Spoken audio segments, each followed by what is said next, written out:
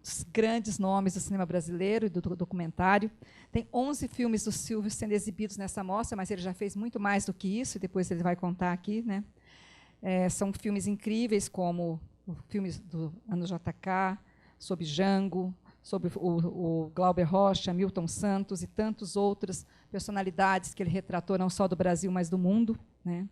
Bem como também depois ele voltou suas lentes para a temática ambiental, onde tem produzido peças incríveis, né? Obras incríveis, que também estão sendo mostradas aqui nessa mostra e que também vão ser comentadas aqui, que ele vai contar um pouco sobre o que ele descobriu, né, que ele precisava ir para essa área socioambiental.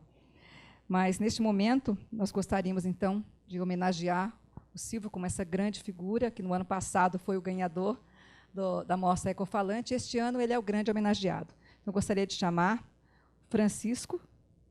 o Francisco César Filho, o Chiquinho e o Chico Guariba, que vão fazer a homenagem da Mostra Ecofalante, o nome da Mostra Ecofalante.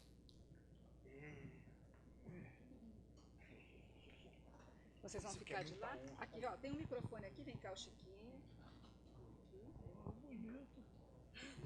Isso é um momento muito, muito bonito aqui, os Chicos tendo a honra de prestar essa homenagem, né, Chico? As Fabianas podiam vir aqui ajudar, né? Fabianas podiam vir aqui. Fabiana?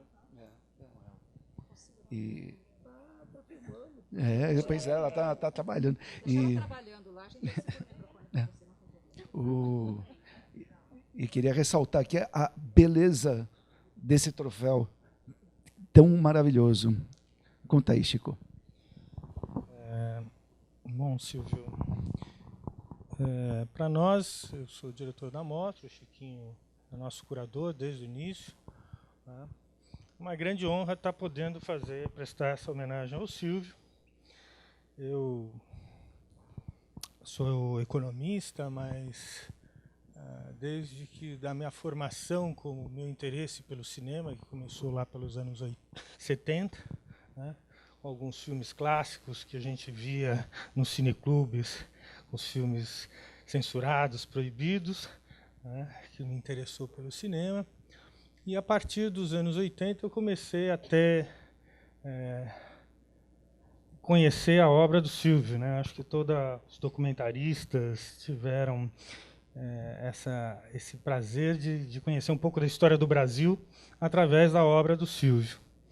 Isso foi realmente marcante, sensacional na nossa vida, formador da nossa vida, que essa era uma história que não estava nos livros, né? Não estava nos livros didáticos, não estava nas escolas.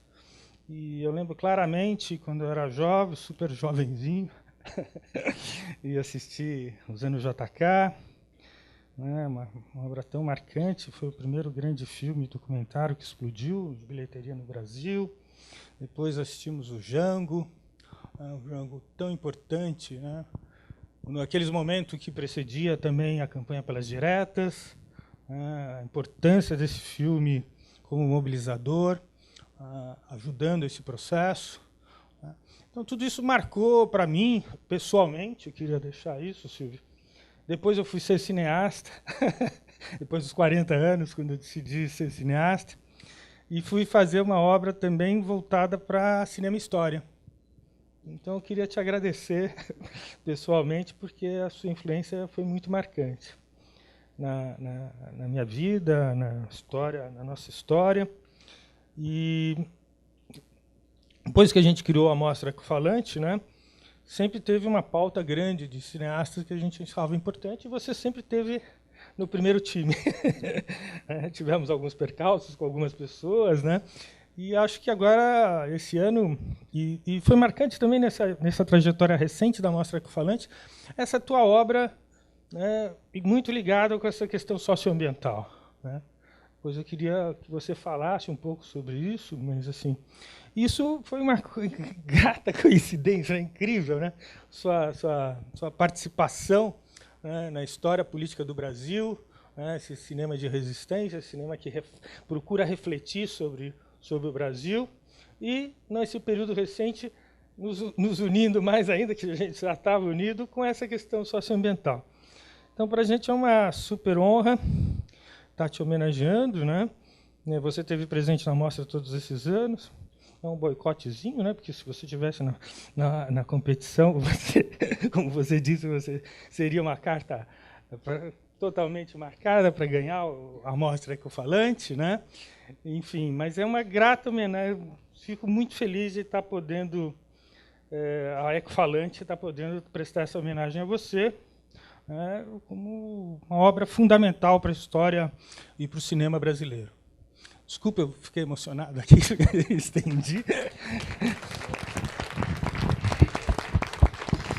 É isso. Então, temos aqui o nosso troféu. O nosso troféu é feito com economia solidária, sempre trabalhando com materiais recicláveis, né? E a gente queria te entregar esse primeiro desse ano. Me chama aqui. E queria, então, passar a palavra agora para o Zuzu, para o Silvio, inicialmente, e depois para o Zuzu, para convidar os convidados para a homenagem. Obrigado. Obrigado, Silvio. Parabéns. Parabéns. Obrigado. Vamos tirar A foto. A foto. Espera, ô Chiquinho, você segura o troféu aqui. Aí.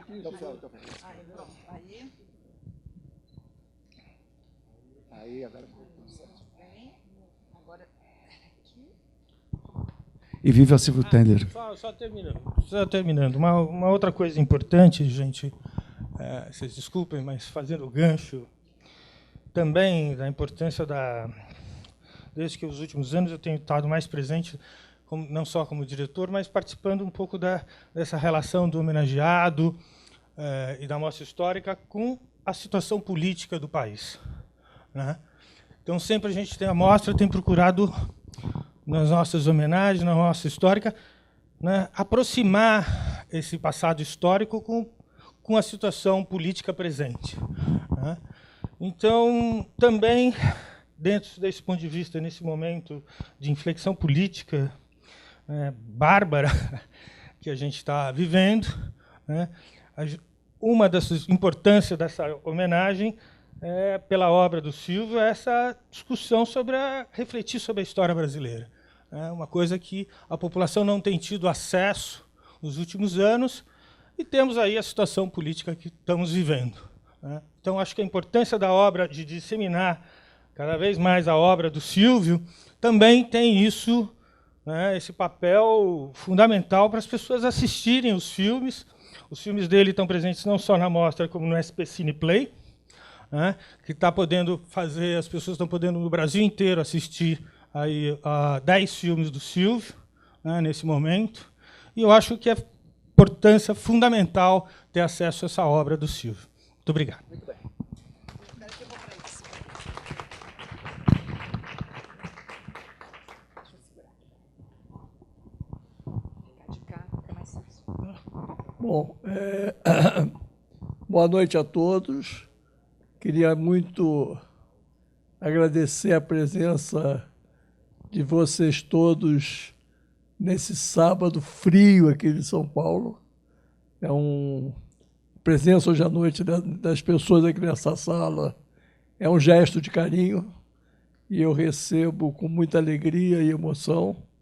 Queria agradecer, então, a presença dos amigos que eu estou fazendo hoje, das pessoas que estão aqui. Tem até professores aqui presentes, né? Então, estou muito feliz com essa homenagem nessa mostra.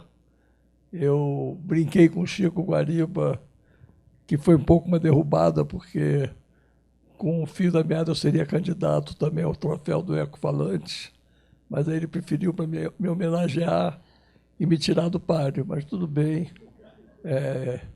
Eu volto para casa com o troféu, então estou feliz, né?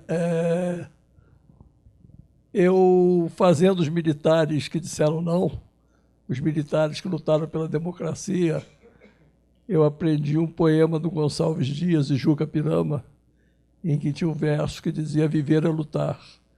E eu não sabia disso quando eu fazia meus filmes, mas para mim cinema é lutar. Então, esses anos todos, o que eu tenho feito é reconstruir histórias e situações que, por algum momento, alguma razão, nos são negados pelo, entre aspas, conhecimento oficial. Quando eu fiz os anos JK, nós estávamos em plena ditadura ainda, em plena vigência do AI-5. JK era uma figura maldita na historiografia brasileira, não se falava dele.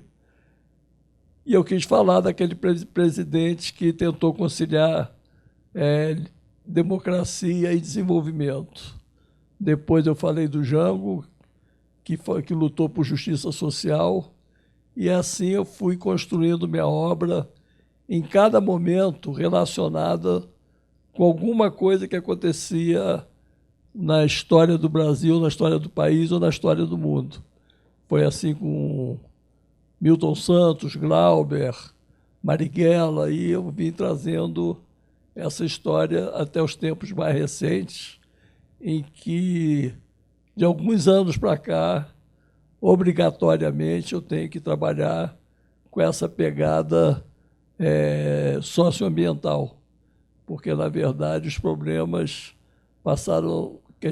que a gente vive hoje passaram a ser da luta contra o capitalismo, mas também da luta pela preservação da humanidade. Hoje a gente está vivendo um momento muito difícil de desenvolvimento, está vivendo um momento absolutamente predatório, e eu acho que esse filme, Fios da Meada, que nós estamos apresentando nessa mostra, eu gostaria muito que vocês vissem, cai como uma luva no momento que a gente vive, né? O governo está numa campanha muito forte contra o direito dos indígenas, dos povos ribeirinhos, dos quilombolas, e o filme fala exatamente desses direitos, fala exatamente dessas populações e da luta delas por um outro modelo de desenvolvimento. Então, eu espero que vocês possam assistir esse filme e ver no cinema uma arma de luta, uma arma de reflexão e uma coisa que pode ajudar na transformação da sociedade. Para mim é uma honra muito grande participar do Ecofalante, que é um festival que tem essa pegada socioambiental e, coincidentemente, o Chico falava, tem tudo a ver com o trabalho que eu venho fazendo esses anos todos. O modelo de desenvolvimento mudou, mas eu já trabalho isso há algum tempo. Eu, em 95, fiz um filme sobre Josué de Castro, que talvez tenha sido o primeiro brasileiro a trabalhar com aquela questão difícil dos anos 70, uma coisa meio complicada que se chamava ecologia. Naquela época eu não sabia muito bem o que era isso, uns poucos loucos falavam, e o Josué de Castro, que foi o cara que denunciou a fome no Brasil, a fome no mundo, ajudou a conceituar o terceiro mundo. Ele já naqueles anos 70 lutava contra a destruição da natureza, e a natureza como um patrimônio universal. Então, existe esse filme também, eu gostaria que vocês vissem. E essa luta vem me acompanhando esses anos todos. Eu agradeço a vocês e estou aqui para a gente conversar um pouco. Eu queria fazer dessa noite um momento de encontro, de reflexão, e que não fosse um monólogo. Então, agradecer e dizer que eu estou à disposição de vocês para a gente conversar um pouco. Muito obrigado. Obrigada, Silvio. Bom, e para essa conversa ficar bem mais animada, né, nós temos dois convidados muito especiais que fazem parte aí das aventuras de Silvio Tender pelo mundo, né? Eu gostaria de chamar o diretor de fotografia, Lúcio Codato, e o Vladimir Saqueta, que é jornalista e pesquisador. Então, gostaria que vocês pudessem pegar aqui, cada um tem um microfone, eu vou fazendo aqui com o Silvio aqui o microfone segurando aqui, fazendo as perguntas. E gostaria de avisar a vocês que as perguntas vão ser feitas por escrito. Então, quem que está lá no fundo? A Gabi está lá no fundo, ela está com papel. Quem quiser, é só levantar a mão que ela já vai passar e vocês vão passando as perguntas e eu vou passando as perguntas para eles aqui, então, tá bom? Então, eu vou falar só um pouquinho do Vladimir. Ele é consultor editorial e produtor cultural, atua no campo da memória brasileira desde o final dos anos 1970, quando chefiou na Abril Cultural a pesquisa de Nosso Século. Ele é responsável pela pesquisa e edição de imagens da coleção de Hélio Gaspari sobre a ditadura militar. Tem várias outras coisas aqui dele. Coordenou a Secretaria de Direitos Humanos da Presidência da República, a edição de Brasil Direitos Humanos, 2008, a realidade do país aos 60 anos da Declaração Universal. No Instituto Vladimir Herzog, trabalhou nos volumes, as capas dessa história, coautor, e os cartazes dessa história, organizador e autor.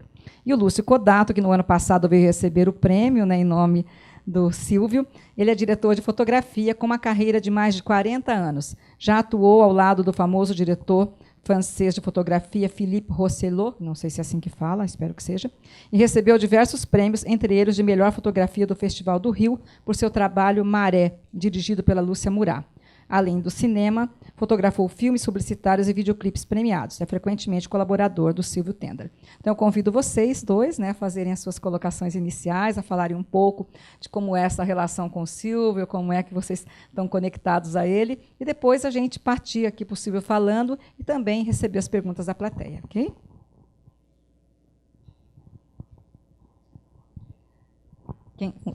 Quem começa, Vladimir? Pode ser. Tá bom. Boa noite a todas e a todos. Eu quero agradecer o Chico Ariba, a Zuzu, a produção dessa mostra de cinema, pelo convite, pela oportunidade de estar aqui com o Silvio, que é meu amigo, irmão e camarada, assim, de longa data, desde o tempo dos anos JK, né, Silvio?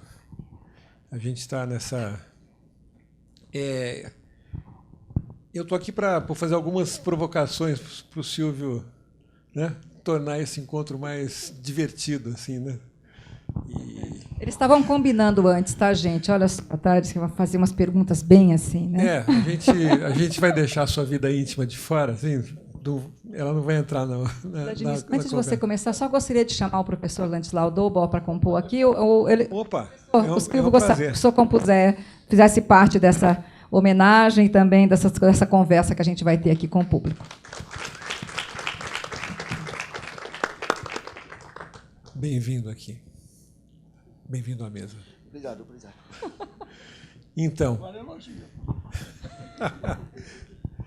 Então, é o seguinte, Silvio.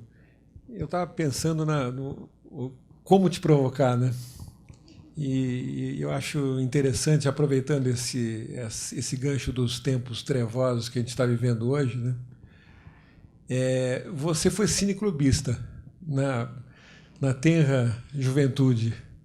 E eu acho que essa experiência de cineclubista, né, faz você partir para um caminho assim, que chega até esse cinema balbúrdia hoje, né? O cinema que provoca, o cinema político sem concessões, né? Um cinema que olha para frente, né? Sempre ele pega o passado, traz para o presente e joga no futuro, assim, um futuro em que a utopia vença a barbárie, para usar um título de um dos seus 70 filmes, é isso mesmo? São 70. O Merten escreveu um texto no blog da Ecfalante, e ele computa 70 filmes. Eu sabia que você tinha feito muitos, mas são 70 e mais 12 séries.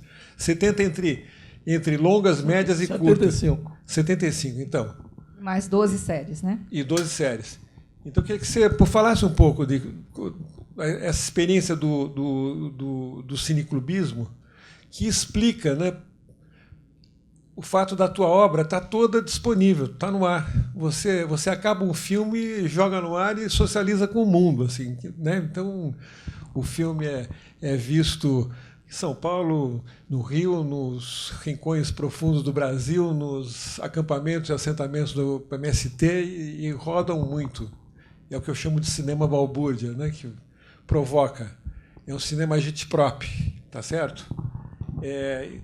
Fala disso, por favor. Bom, realmente, quando eu resolvi fazer cinema, eu comecei com 14 anos, em 64. Né? Veio o golpe de 64, foi uma repressão brutal, fechou a União Nacional dos Estudantes, fechou o CPC da Uni, e caçou muitos parlamentares, caçou militares, caçou sindicalistas, fechou sindicatos. Então, as instâncias de participação na sociedade ficaram muito restritas. E aí os primeiros que puderam reagir ao golpe de 64 foram os jornalistas, os artistas, os intelectuais. Aquele era o momento de crescimento dos movimentos chamados movimentos de cinema novo, né? Havia a Nouvelle Vague francesa, que é a Nouvelle Vague, quer dizer, nova onda, cinema novo no Brasil, o novo cinema cubano, o novo cinema alemão. Havia uma epidemia do novo naqueles anos 60 e esse novo trouxe as primeiras reações a favor das mudanças sociais e em defesa da democracia. Até mesmo no filme Masculino Feminino, do Godard, existe uma menção à prisão dos intelectuais aqui no Hotel Glória, no Rio de Janeiro, em 67, que foram protestar contra a ditadura. No Brasil, os filmes, o clássico O Deus e o Diabo, do Glauber, de 64, o Paulo César Sarraceni com O Desafio, faz o primeiro filme político mesmo contra o golpe. Então, existe toda uma onda de resistência e eu queria ser como eles. Eu, com meus 15, 16, 17 anos, queria ser como eles. No Brasil não existiam escolas de cinema. A experiência da Universidade de Brasília, que o Paulo Emílio tinha criado, que tinha levado para lá o Jean-Claude, tinham muitos intelectuais, muitos professores, foi fechada, nós ficamos sem a Escola de Cinema de Brasília. A da USP só aparece em 68, e da ECA USP é de 68. Então, naquele momento, o único caminho possível para se aprender e estudar cinema ou eram as cinematecas ou os cineclubes que caminhavam juntos. E eu fui virar cineclubista. E eu virei cineclubista justamente em 66, nesse momento que o movimento estudantil também está se reorganizando. Então, cineclubismo e política estudantil começam a caminhar juntos. As pessoas faziam muito cineclubismo para poder ter uma ação política também. O cineclube era uma fachada legal para a gente poder fazer política estudantil. E era uma escola de cinema também, onde se podia aprender cinema, discutir linguagens e ver filmes alternativos ao grande sistema comercial de cinema. E essa é a minha escola, e eu aprendi aí, e aprendi também essa generosidade do compartilhamento das obras de arte. Aprendi que filme não é feito para ficar na prateleira, ele é feito para ser visto, né? Então, eu, desde essa época, adotei essa postura e, com a minha profissionalização, não foi diferente. Claro que eu quero passar meus filmes nas salas de cinema, quero que ele seja visto, quero que as pessoas discutam, mas eu acho que o filme tem que ter uma vida mais longa do que a vida meramente comercial. Então, é uma estratégia minha, assumida, proposital, que uma vez que o filme está pronto e rodou no sistema comercial, eu, hoje, com as novas ferramentas que existem, sobretudo a internet, eu viralizo meus filmes e eles passam a ter um público muito mais amplo que eles têm nas salas de cinema e passam a cumprir também uma função social de discutir as grandes questões que nos envolvem. Só para vocês terem uma ideia, a agricultura, o Veneno Está na Mesa já fez na internet mais de 5 milhões de espectadores. quer dizer, bateu o recorde de qualquer filme em bilheteria de cinema, né? Então, para mim, é isso que interessa, que o filme seja visto, que ele circule, que ele circule livremente. Esse filme que ele está lançando aqui hoje, O Fio da Meada, ele foi produzido por um pequeno canal da Tereza Trautmann, uma pessoa muito lutadora, o Cine Brasil TV. Então, ele vai passar antes na TV da Tereza, que está lutando com todas as dificuldades, todas as adversidades de ser um pequeno canal de TV. Nós vamos prestigiar essa TV, vamos que o filme seja visto na TV, que vocês assistam, que vocês demandem ao servidor de vocês que coloquem a Cine Brasil TV no menu principal, é fundamental, porque eles produzem filmes muito interessantes que discutem muito o Brasil. Esse é meu segundo ou terceiro trabalho para eles. Então, eu queria que ele vai ser visto primeiro no Cine Brasil TV e depois vai circular também.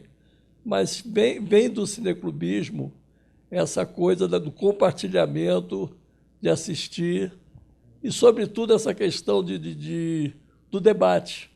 Né? Uma coisa muito rica do cineclubismo é o debate, a discussão das ideias, é não fazer do cinema apenas um produto de consumo, mas, sobretudo, um produto de reflexão. Então, é isso. Eu acho o cineclubismo fundamental na minha formação, na formação de muitas gerações. E hoje eu vejo com muita alegria que o cineclubismo está mais ativo do que nunca, principalmente nesse momento muito doloroso em que o governo resolveu restringir todas as atividades educacionais, culturais e artísticas, incluindo o cinema. A Ancine está fechada, a gente não sabe para onde vai. Muito obrigada. Agora, o Lúcio. Lúcio. Boa noite. Eu conheci o Silvio por acaso. Eu sou de São Paulo, ele no Rio. Eu fui fazer, acho que um comercial no Rio. E o produtor do Silvio me falou: o que você vai fazer por esses dias? Você podia fazer um filme. E foi o JK. E no JK ele me falou que eu já ganhava um monte de dinheiro em publicidade. Ele falou: você não precisa pagar análise, venha fazer os meus filmes, que a gente compensa todo o problema que você tem com a publicidade fazendo os meus filmes. E continuamos até hoje a trabalhar. Acho que deu certo, né, Silvio?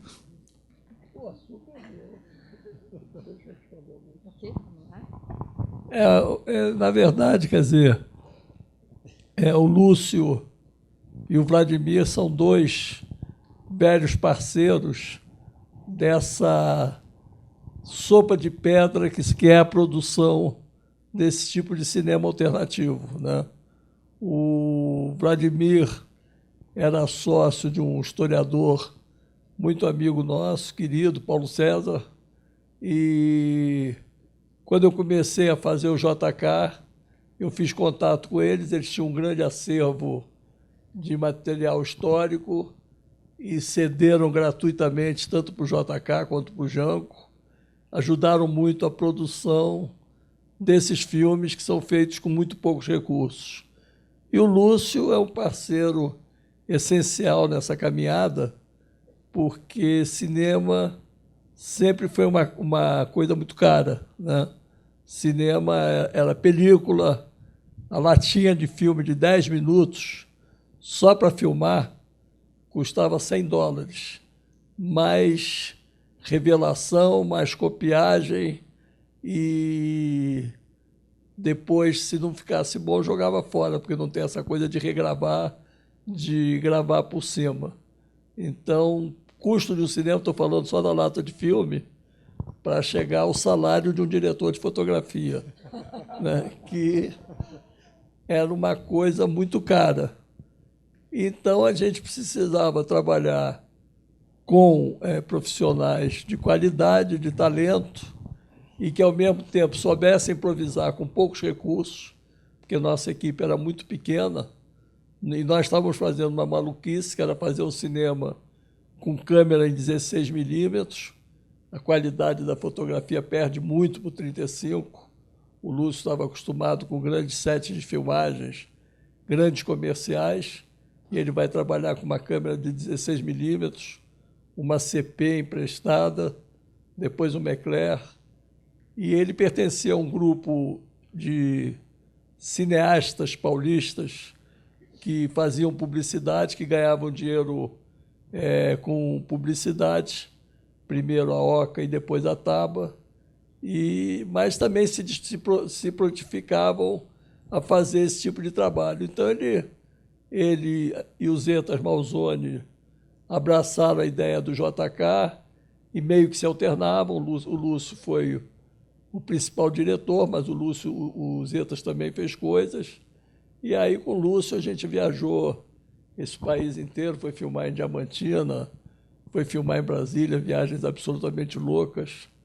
A gente quase caiu de um elevador em Brasília, na construção do Banco Central, e estava lá em cima, filmando num elevador de obra, os caras soltaram o elevador, e a gente veio despencando lá, do 24º andar, o Lúcio sentadinho protegendo a câmera. Né?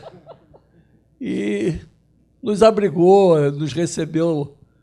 Não tinha dinheiro mesmo, a gente ficava aqui em São Paulo, na casa dele, que era um jovem rapaz solteiro, então com toda a organização de uma casa de solteiro. O banheiro era ótimo porque ele não tinha cortina. E aí ele botou um rodo no banheiro, depois do banho a gente limpava já o banheiro também. Já deixava seco, ele recebeu a gente lá. E vem acompanhando essa viagem esses anos todos. Primeiro o JK, depois o Jango. O Jango ele apoiou, inclusive, botando o dinheiro dele. Tiramos 5 diárias da produção, da publicidade dele para fazer a ampliação do filme nos Estados Unidos. Ele ajudou, ele pagou isso. Ele ajudou a fazer o cartaz. Ajudou não só com o trabalho dele, mas apoiando até financeiramente a produção. E agora a gente voltou a trabalhar junto há alguns anos.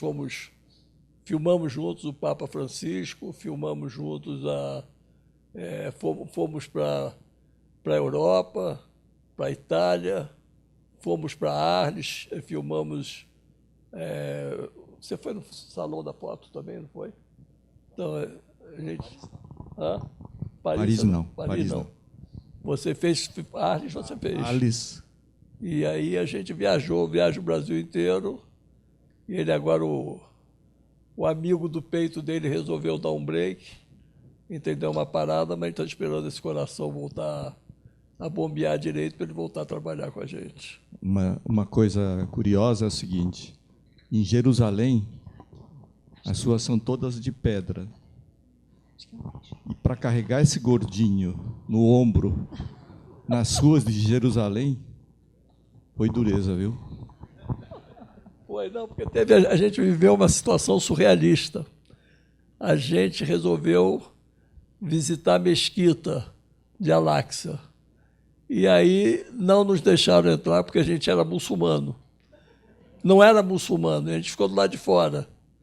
Só que na hora de sair da mesquita, para voltar para o caminho lá de Jerusalém, e pegar o caminho e poder voltar para o hotel, os palestinos fecharam a saída.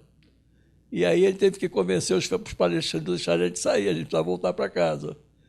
Quando os palestinos se convenceram que a gente devia sair, os soldados israelenses disseram, por aqui vocês não passam. E aí nós ficamos presos entre os dois, a briga entre o palestino e o israelense. Um dizia que vocês não saíam, outro dizia que vocês não entravam. E aí a gente arranjou uma outra saída lá por cima, e o Lúcio e o meu assistente vieram me carregando pelaquela rua de pedra, descendo aquela escadaria toda para poder voltar para casa, porque nós ficamos presos lá, no meio do conflito. Bom, gostaria de passar para o professor Landislau. Boa noite a todos. Eu queria só fazer um comentário que parece que no Brasil a gente só pode ter democracia se a gente não usa, né? A gente abre um pouco de democracia e começa a usar, mal acostuma com democracia, crau. Eu sou de uma geração que já viveu o suicídio de Vargas, viveu 64, o golpe com a Dilma, enfim, isso aqui é um negócio, né? Eu ligo isso diretamente ao trabalho feito pelo Silvio e por tanta gente, né? Enfim, é porque a manipulação se dá muito marginalmente pela força. A força é desastrosa, é terrível, etc. Mas, basicamente, é a construção de narrativas, né? Derrubar a Dilma, né, dizendo que uma boa dona de casa gasta o que tem, quer dizer, quando eu sou economista, enfim, conheço essas coisas. Tem o máximo de déficit que se gerou nos governos Dilma foi de 2%, né? Na Europa é normal chegar até 3%. Entende? Foi uma farsa, né? Enfim, de farsa em farsa a gente vai. Agora a gente diz que o déficit do Brasil está quebrado por causa dos velhinhos, né? Temos velhos demais. Enfim, é uma cretinice, entende? Porque falar de 100 bilhões de reais por ano que eles querem recuperar, não é? Um trilhão em 10 anos, né? Isso é uma palhaçada, entende? É evasão fiscal por ano. A evasão fiscal é dos ricos, né? Eu deduzo do meu salário, não me perguntam se eu quero fazer evasão ou não, né? A evasão fiscal no Brasil é 570 bi por ano. Eles estão querendo economizar agora com o negócio da Previdência 100 bi por ano, certo? O que o Brasil tem lá fora, em paraísos fiscais, né? Isso está no filme, né, Silvio, Dedo na Ferida, né, que a gente fez. Nós temos lá fora 2 trilhões de reais em paraísos fiscais. Não só não investem, é evasão fiscal, certo? E não pagam imposto, porque estão em paraísos fiscais, né? O que se transfere sobre os juros da dívida pública por ano, no 2018, foram 310 bilhões. Quer dizer, a população, quem tem acesso a esses números? Isso é uma palhaçada que se faz. Então, a narrativa está no centro, né? Então, construir a explicitação, né? Fazer a contranarrativa, eu acho que é um papel vital, né? Sem comparar, mas eu sou professor, né? Eu fiz agora com o Instituto Paulo Freire, não sei se chegaram a ver, eu fiz 15 filminhos em cima do meu livro, A Era do Capital Improdutivo, de 10 minutos cada, e um monte de gente pelo Brasil, né? Enfim, a gente faz esse trabalho com a Tatiana, né? E com o Instituto Paulo Freire. A gente divulga, vocês podem entrar, vocês entram lá na internet, vocês estão lá, vocês pegam Pedagogia da Economia. Por que Pedagogia e Economia? Porque mais gente tem que entender o que está acontecendo. Temos que fazer a contranarrativa, de certa maneira, né? Fazer essa explicitação, né? Então, o filme no qual eu participei, que é o Dedo na Ferida, né? Teve excelentes, inclusive, entrevistas internacionais de primeira linha, né? Mostrando como está se dando todo o sistema de financiarização, como está se montando as farsas econômicas. Nós temos que fazer uma pedagogia da economia, né? Certo? Isso tem tudo a ver com Paulo Freire. E eu queria sugerir, Silvio, ver teu comentário, porque nós somos uma rede de professores, por exemplo, todos os meus livros e artigos são todos online, gratuitos, e é uma rede mundial já, né? Certo? A gente acha que a academia não é só para dar diploma para coisa, formar gente, certo? É elevar o nível científico, tecnológico e de conhecimento da população em geral, né? E hoje temos um potencial fenomenal, né? Quer dizer, da mesma maneira que você disponibiliza coisas, eu disponibilizo meus livros e coisas do gênero, um monte de vezes você pega um cara como Joseph Stiglitz, né? Nobel de Economia, americano, foi economista-chefe do Banco Mundial, não estão falando nada de esquerda, coisa do gênero. Tá online, tudo gratuito. Eu queria sugerir o seguinte, né? É uma batalha minha, inclusive, com professores na PUC e em outras instituições. Gente, dá para todos nós termos o nosso blog, não para bate-boca, para coisa do gênero, certo? E fazer uns silvinhos, digamos, né? Monte de gente produzir suas realidades e botar no... Está me entendendo? Em vez de utilizar essas mídias sociais para bate-boca, coisa do gênero, ficar respondendo xingamentos, fazer um esforço pedagógico generalizado. Gente, isso tem coisa, certo? Nós colocamos o 3 minutos de entrevista do Paulo Freire, antiga, que a gente recuperou, 3 minutos sobre a ditadura, só no meu Face deu 4.700.000 acessos, gente. As pessoas têm sede de boa informação. Eu acho que a gente não pode ser, todos nós, só espectadores, né? Nós podemos ser criadores de informação e gerar essa rede, gerar, digamos, um movimento de informação com certa dignidade, né? Não essa coisa humilhante que a gente sofre aí, né? Obrigada, professora. Eu vou aproveitar antes de passar para o Silvio. Olha, só avisando que a Gabi está por aí, que vocês podem fazer perguntas, tá? Até agora só veio uma pergunta para cá, não sei se alguém tiver mais aqui, a Gabi está lá atrás, por favor, passem para que a gente tenha mais ou menos meia hora de papo ainda, para poder não ficar na última hora e não dar tempo de responder. E essa pergunta, que foi, a pessoa não colocou o nome, mas tem muito a ver com a colocação do professor Lantzlau, que é pensando na nossa realidade social e na nossa relação com as novas formas de mídia e comunicação. Aparentemente, estamos mais alienados e dominados por essas mídias do que conseguimos usá-las na luta anticapitalista.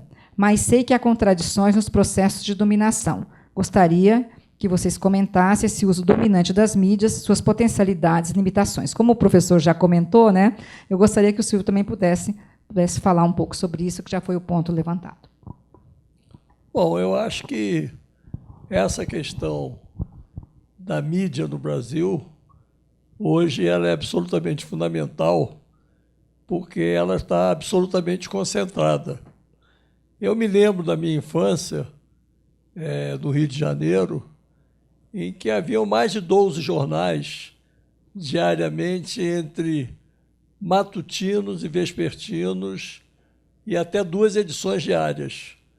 E hoje o Rio de Janeiro tem um jornal, né? Tem um jornal. Então, é dramático sob todos os aspectos.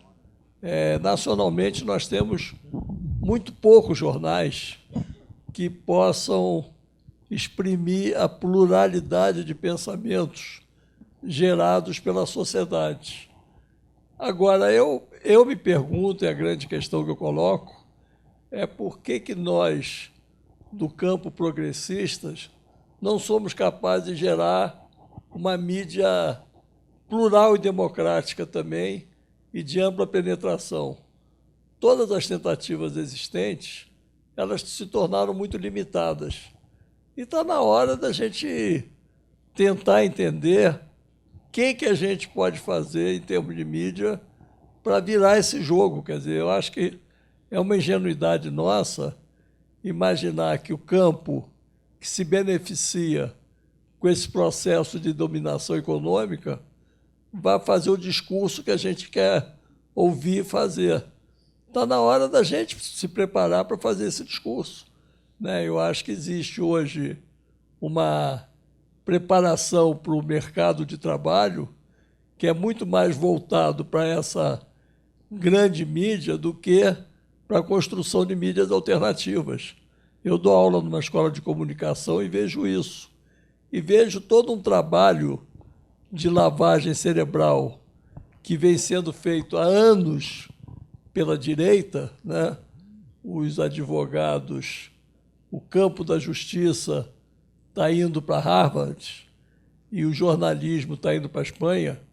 O Opus Dei dá muitas bolsas para a Espanha, então você tem formado uma série de jornalistas que se voltam para esse jornalismo de direita, faccioso, achando que estão sendo democratas, e a gente não tem nenhuma alternativa. Então está na hora de nós, como intelectuais, como professores, como cidadãos, nos organizarmos para poder construir essa mídia alternativa necessária que nós nos ressentimos tanto da falta dela. Eu gostaria de saber se o Lúcio e o Vladimir têm alguma que vocês querem fazer, colocar alguma coisa, fazer alguma pergunta, né? Porque a ideia é que vocês fizessem mais uma conversa, então saber que vocês estão aí quietinhos ali, ó. Só uma questão. A minha filha acabou de se formar em Mediologia pela Unicamp. São jovens que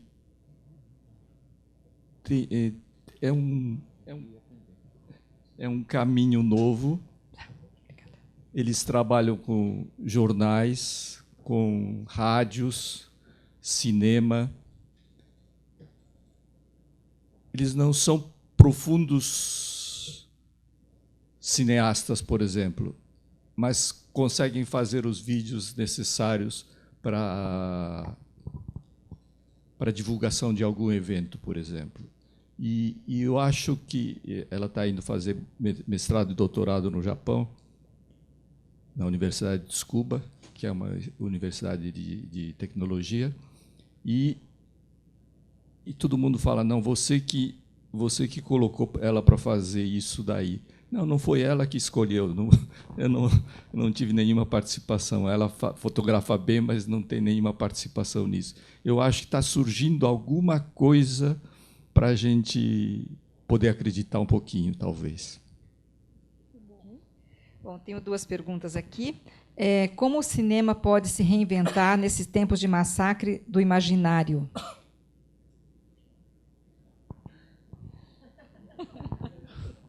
Eu não trouxe minha bola de cristal. Essa é uma questão muito necessária e complexa, porque, na verdade, esse massacre é real, os filmes não estão conseguindo chegar nas salas de exibição, existe hoje uma grande concentração dos blockbusters norte-americanos que ocupam as 3.000 e poucas salas que a gente tem. Para o cinema brasileiro sobra muito pouco espaço nessas salas. Os filmes da gente passam em sessões alternativas, uma sessão diária de 100 espectadores, então tudo que a gente consegue fazer naquele cinema, se der lotação completa todos os dias, são 700 espectadores, multiplica por 4 semanas, a gente consegue, com o filme, fazer 2.800 espectadores numa sala. E aí vem os blockbusters americanos e fazem 20 milhões, por aí, porque eles têm 3.000 e poucas salas, todas as sessões.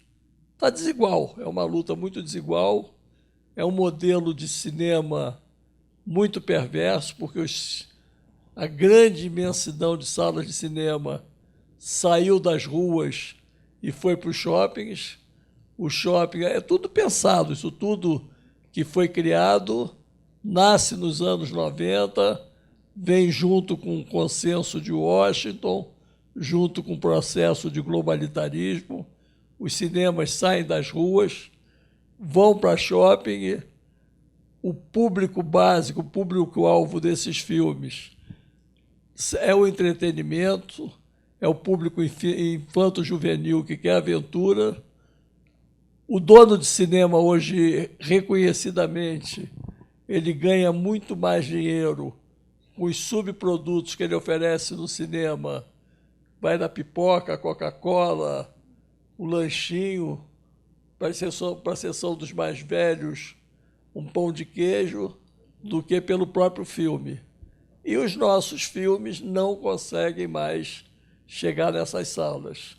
Eu dou um exemplo, o professor Ladislau citou O Dedo na Ferida, que nós apresentamos aqui no ano passado, que é um filme que discute o sistema financeiro internacional. Ele tem como personagem centro o Anderson, que é um podólogo que mora em Japeri e que leva o tempo de Japeri a Copacabana, onde ele vai trabalhar. Todos os dias ele leva 1h30, 2 horas no trem, que é o tempo da duração da sessão do cinema que a gente está assistindo. Ele faz 1h30 para ir, 1h30 para voltar. e todos os dias isso. Ele mora em Japeri, e aí eu perguntei a eles aonde que o povo de Japeri se diverte no final de semana. Eles disseram no shopping em Nova Iguaçu. E no shopping em Nova Iguaçu tem cinema? Tem. Tem 2 shoppings, tem 16 salas de cinema, 8 em cada uma. Eu entrei em contato com o exibidor e pedi uma sala qualquer para o filme ficar um final de semana, para o povo de Japeri poder ver o filme. Ele me explicou que aquele ali não era o perfil para aquele tipo de público e não programou o filme. Então, existe esse massacre.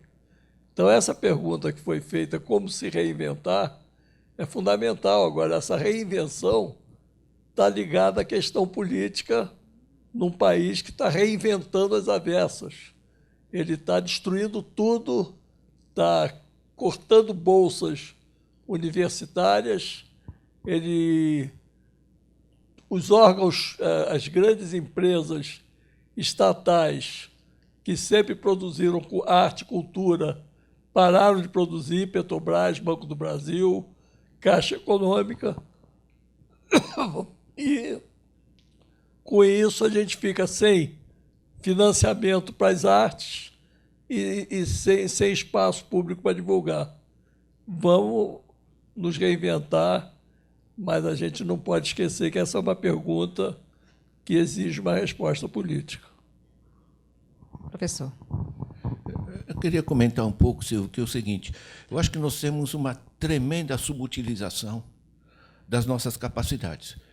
O Brasil tem pesquisadores, cientistas, gente que conhece as mais diversas áreas, tem um capital de conhecimento acumulado pelo Brasil afora. Nós temos muita gente de bom senso, gente. Nós temos engenheiros de primeira qualidade que construíram Itaipu, e depois... E uma Mariana, quer dizer, não se consegue montar um dique, coisa do gênero. Como é que se explica as coisas? Nós temos gente que entende as coisas, que entende de meio ambiente, que entende... Sabe, essa gente volta para casa e diz, não, temos que sair na rua. Tudo bem, temos que sair na rua, toda a razão.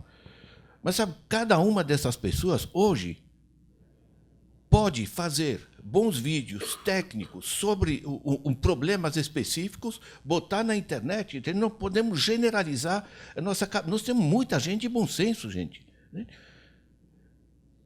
Eu, na academia, eu sou obrigado a publicar em revistas indexadas, né, para ter pontos. Senão a CAPES vai dizer que eu não sou produtivo. E ninguém lê essas revistas. Vamos colocar... Certo? Agora eu coloco o mesmo artigo, né, que coloco... Eu tenho que fazer os pontinhos, eu não coloco nessas revistas científicas que ninguém lê. Aí eu coloco no meu blog, um monte de gente vai ler, repassa e coisa do gênero. Ou seja, tem esse imenso potencial.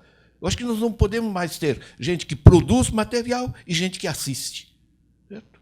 Eu acho que essa massa de gente de bom senso, eu imagino a quantidade de gente aqui, nós somos seguramente uma certa elite de nível de conhecimento acumulado, né, que poderia estar nas suas áreas específicas gerando material desse tipo. Se a gente multiplica isso pelo Brasil afora, gente...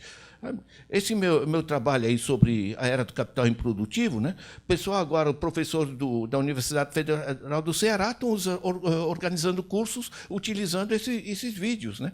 Quer dizer, por que não?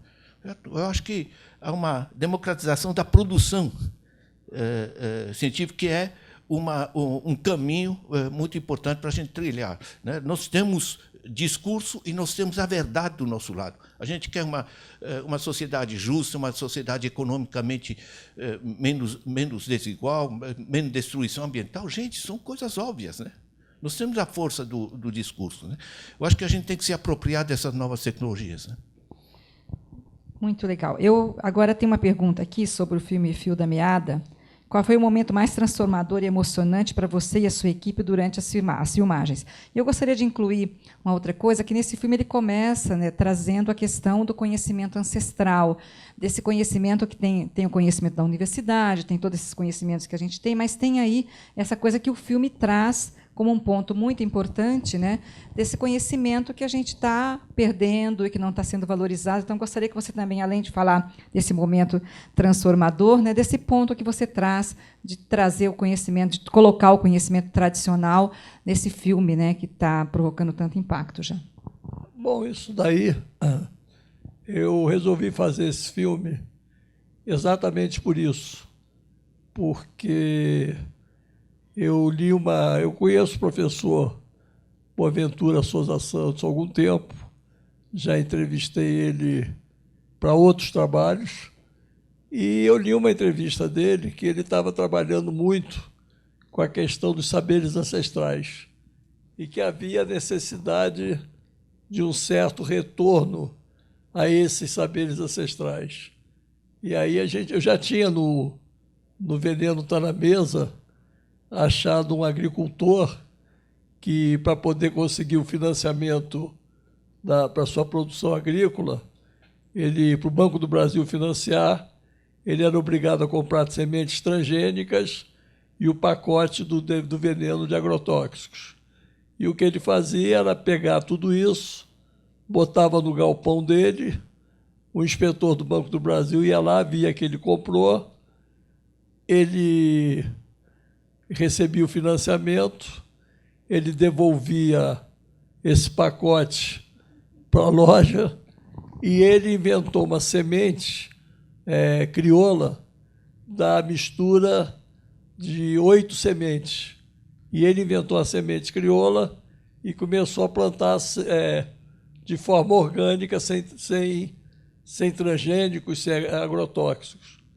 Eu já tinha visto isso, essa figura, tinha filmado para o Veneno Está na Mesa.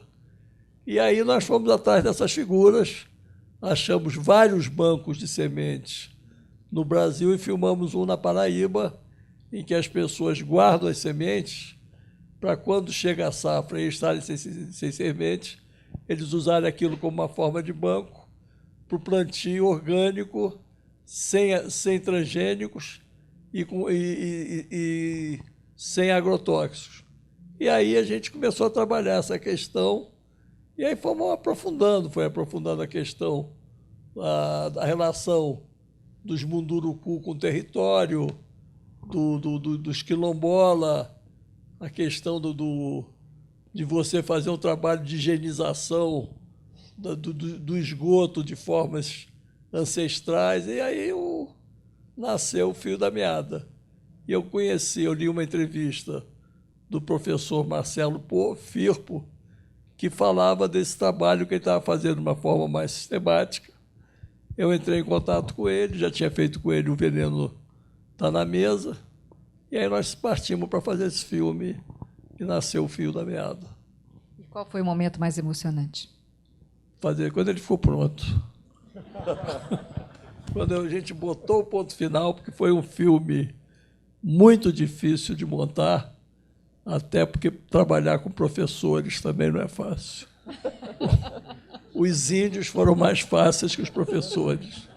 Um comentário, Dobó? Sem comentário.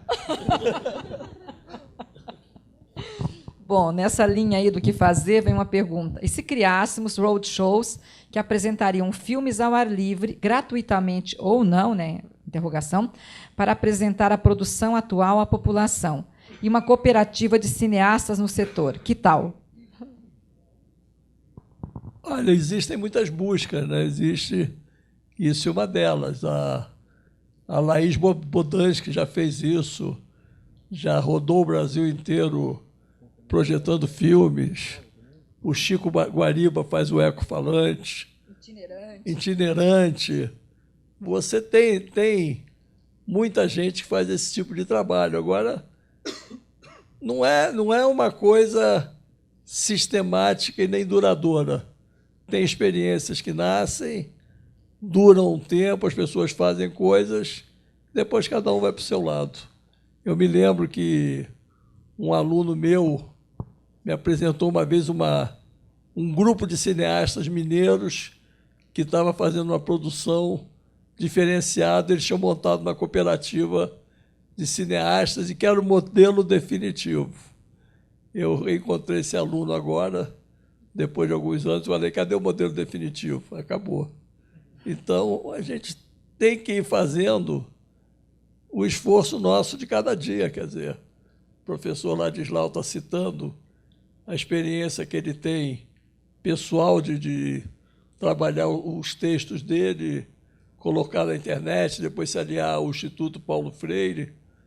Eu trabalhei com sindicatos, né, tanto o Dedo na Ferida, quanto privatizações, a distopia do capital, são produzidos pelo Sindicato de Engenheiros do Rio de Janeiro e a Federação de Engenheiros. A gente vai tentando onde dá, da forma que der. O importante é fazer. E você vê agora, minha companheira está ali, a quem eu devo muito, a Fabiana, filmando com uma camereta de 15 gramas, pequenininha, ninguém vê na mão dela, ela está com uma câmera super profissional, 4K, que o Lúcio me recomendou, porque eu tenho problema na mão, para poder filmar. Então, com essa questão da tecnologia também, estamos usando todas as tecnologias possíveis para não parar de filmar. Está ali com a Fabiana. Que horas são, Ulisses, só para a gente saber como estamos de tempo? 1h20. Bom, daqui a pouco a gente tem que ir, né, para as considerações finais, mas eu gostaria de saber, né, quando você fala um pouco, também o professor fala dessa questão da gente não conseguir chegar até as pessoas, né? A gente teve aí a questão de mudanças climáticas, onde as pessoas receberam tantas informações negativas, nem negativas no sentido de informações densas e pesadas, né? E que as pessoas ficaram muito paralisadas em relação a isso, né? As crianças com medo do que ia acontecer. Então, esse outro lado do excesso da informação e das informações densas, né? Será que não falta um pouco de bom humor quando a gente tenta chegar nas pessoas para chegar com essas questões, não? Um pouco de uma coisa de mais leveza, chegar com essas, para que as pessoas entendam?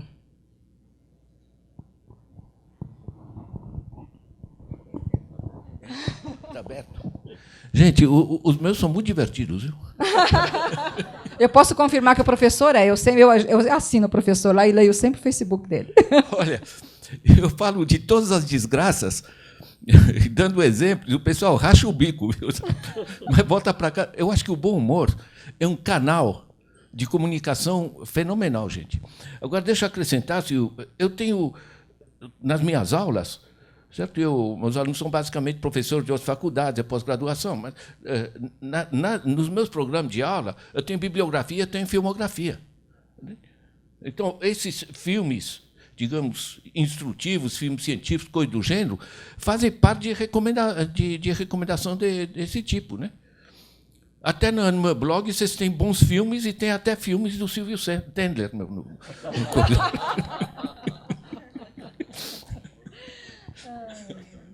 Mais alguma coisa que você gostaria de falar? Daqui a pouco a gente vai para as considerações finais. Olha, eu acho que a gente pode ir para as considerações finais, porque eu queria agradecer muito a vocês, queria agradecer a Mostra Ecofalantes, a toda a equipe, todo o pessoal foi muito carinhoso, Chico Garibas, Chiquinho, a Érica From, queria agradecer ao Lúcio, ao Vladimir, ao Ladislau, a Fabiana, mais uma vez, sem a qual eu não estaria hoje aqui, e a vocês todos, que estamos juntos nessa luta. Essa conversa, para mim, foi muito produtiva, e eu fico muito feliz. A vocês, os outros, estou te devendo uma entrevista. Vocês querem fazer mais algum comentário? Então, queria muito agradecer vocês e colocar sempre aí quem está disposto. Estamos aqui com uma plateia privilegiada. Quem precisar dos conteúdos, ajudar, uma parceria, quem estiver ligado à universidade, nós estamos sempre abertos, né, para levar esses conteúdos para a universidade e contribuir, né, para a formação dos alunos. Contribuir, na verdade, não somos uma mostra de entretenimento, somos uma mostra de cultura, educação e cidadania. Muito obrigado.